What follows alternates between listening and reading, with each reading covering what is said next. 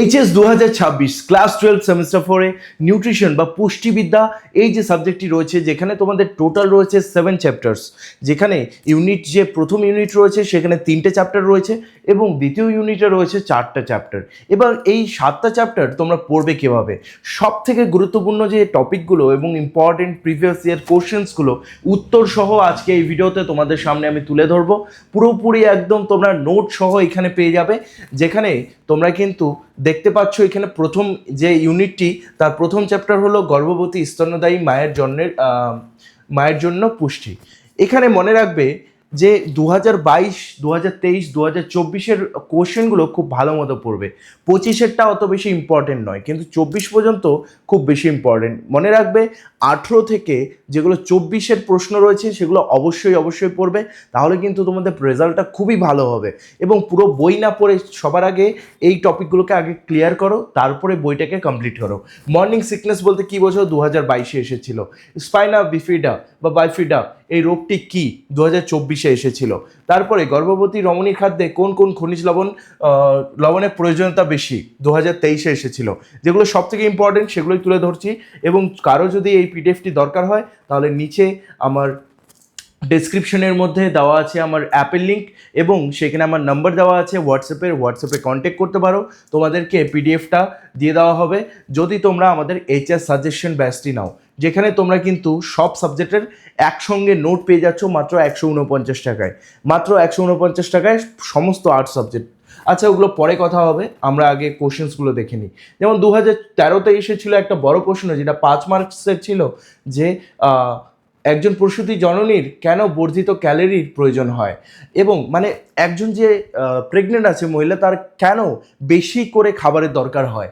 ওকে, এবং গর্ভাবস্থায় সাধারণ জটিলতাগুলি কি কি, এটা 2024-এও এসেছিল, তো খুব ইম্পর্টেন্ট। চলো নেক্সটে আমরা দেখি কোনটা ইম্পর্টেন্ট আছে।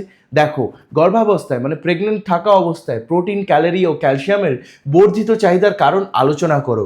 2007, 2012, 2022, 2024।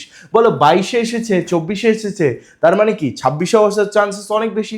দেখে নাও, অ্যান্সারটিও দিয়ে দিলাম, ঠিক আছে। এরকমই নিউট্রিশনের কিন্তু তোমরা পিডিএফটি পেয়ে যাবে আমাদের এই হচ্ছে সাজেশন ব্যাচের মধ্যে। সাজেশন ব্যাচটা তোমাদের দেখিয়ে দিই, এখানে কি কি সাবজেক্ট আছে আমি বলে দিই তোমাদেরকে। বেঙ্গলির তুমি নোট পেয়ে যাচ্ছ, এক্সট্রা কোনো টাকা লাগছে না, 149 টাকায় বেঙ্গলি পাচ্ছ, ইংলিশ পাচ্ছ, জিওগ্রাফি পাচ্ছ, পলিটিক্যাল পাচ্ছ, ইকোনমিক্স পাচ্ছ, এডুকেশন পাচ্ছ, হিস্ট্রি পাচ্ছ, ফিলোসফি পাচ্ছ, সোশ্যোলজি পাচ্ছ, ইএনভিএস পরিবেশবিদ্যা পাচ্ছ, কম্পিউটার পাচ্ছ, কম্পিউটার অ্যাপ্লিকেশন এবং নিউট্রিশন পাচ্ছ।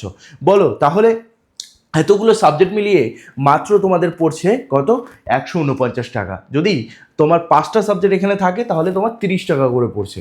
কিন্তু কেউ ভাববে না যে 30 টাকা করে একটা সাবজেক্ট নিতে পারবে, নিলে কিন্তু পুরো ব্যাচটাই নিতে হবে, না হলে কিন্তু হবে না।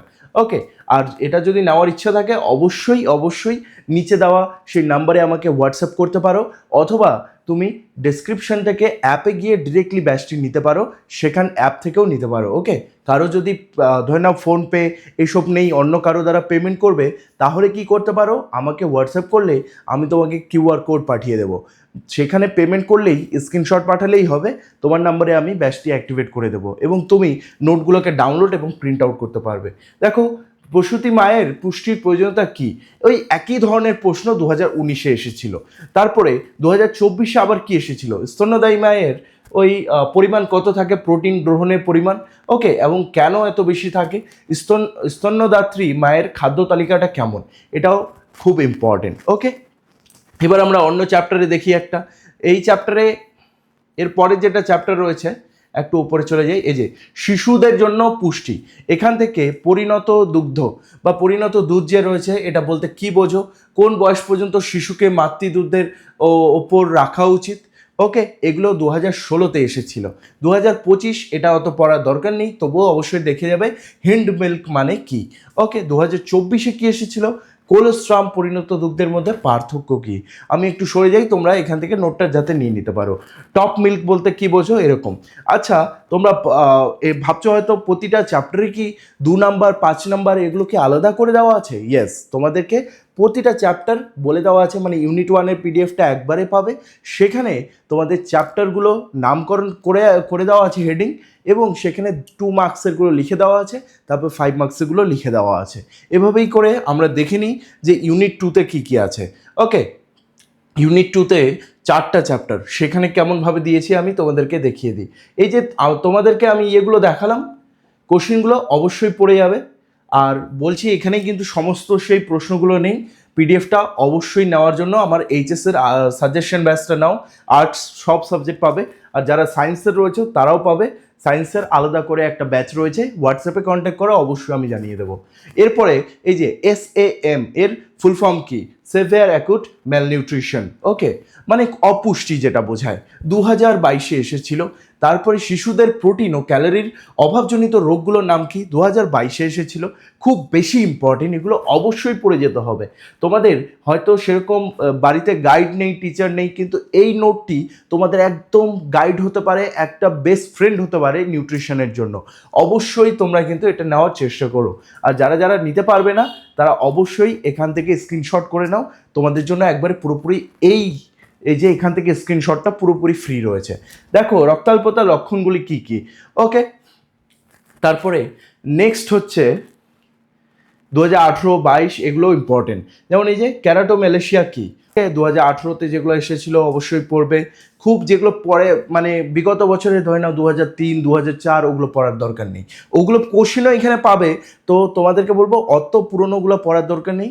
ইমিডিয়েট যেগুলো এসেছে 2010-এর পরে সেগুলো অবশ্যই পড়ে যাবে। রক্তাল্পতা দূরীকরণের ট্যাবলেটের ভূমিকা লেখো, HS 2023-এ এসেছিল, খুব বেশি ইম্পর্টেন্ট। তাহলে এখানে আরেকটি চ্যাপ্টার থেকে দেখে নিই। নেক্সট এই যে এখানে দেখো 5 মার্কসেরগুলো কিন্তু আলাদা করে দেওয়া আছে। ওকে, এখানে এটা খুব ইম্পর্টেন্ট, 2025-এও এসেছিল, 24-এও এসেছিল, দেখে নাও ভালো মতো করে।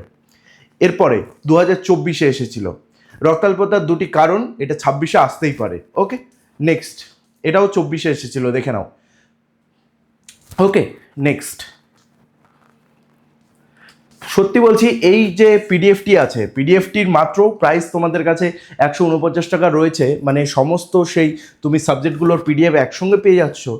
তোমার ফিউচার গড়ে দিতে পারে এই পিডিএফগুলো, ঠিক আছে? তোমার ফিউচারকে একদম সিকিওর করে দিতে পারে। কারণ দেখো এবার কিন্তু রেজাল্ট খারাপ আসলে তোমাদের কলেজে ঢুকতে অসুবিধা হবে, তোমাদের পছন্দের কলেজ পাবে না। যেখানে তোমার পছন্দের মানে বন্ধু বান্ধবীগুলো যে কলেজে যাবে, তোমার নাম্বার কম আসলে কিন্তু তুমি ওই কলেজে অ্যাডমিশন নিতে পারবে না। তাই আমি বলবো অবশ্যই অবশ্যই ভালো করে পড়াশোনা করো, দরকার পড়লে নোটগুলো কিনে সেই নোটগুলো থেকে ভালো করে পড়ো। আমি দাবি করে বলছি এই নোটগুলো ভালো মতো পড়লে তোমাদের একজনেরও নাম্বার খারাপ আসবে না। 70%-এর 75%-এর উপরেই নাম্বার তোমরা করবে যদি তোমরা মিডিয়ামভাবে পড়ো। আর যদি তোমরা একদম থরলি ভালোভাবে পড়ো, তোমরা তো এই এইচএসে একদম তোমাদের 85-90%-এর উপরে নাম্বার আসবেই আসবে। ওকে, এইটা দেখো এইচএস 2023-এ এসেছিল মিড ডে মিল, যেটা প্রকল্পের উদ্দেশ্যগুলো কি কি ছিল। তারপরে টিকা WHO নিয়ে, এটাও খুব ইম্পর্টেন্ট। ওকে, 2017-তে এসেছিল। তারপর PM পোষণ স্কিম, এটার মানে কি, ঠিক আছে? গোবি স্বাস্থ্য একটি ধারণা, এটা আসলে কি এটা। ওকে, তবে এই দিয়েই আমি শেষ করছি আজকের এই ভিডিওটি। তোমাদের যদি এই ভিডিওটি ভালো লেগে থাকে অবশ্যই আমার চ্যানেলকে লাইক সাবস্ক্রাইব করবে। আমি এভাবেই তোমাদের জন্য ফ্রিলি অনেক পিডিএফ নিয়ে আসবো, মানে এভাবে আমি ভিডিওর মাধ্যমে ফ্রিলি আমার কন্টেন্টগুলো দিতে থাকবো। আর তোমাদের যদি এই ব্যাচটি নিতে হয় তাহলে অবশ্যই আমাকে হোয়াটসঅ্যাপে কন্ট্যাক্ট করবে। তোমাকে কিন্তু অবশ্যই সেই ব্যাচের জন্য হেল্প করা হবে। যদি তোমার কাছে ফোনপে বা গুগল পে এগুলো নাও থাকে, তুমি অন্য কারো দিয়ে পেমেন্ট করতে পারো। আর যারা যারা পারবে অবশ্যই অ্যাপ থেকে নিয়ে নিও। See you soon guys.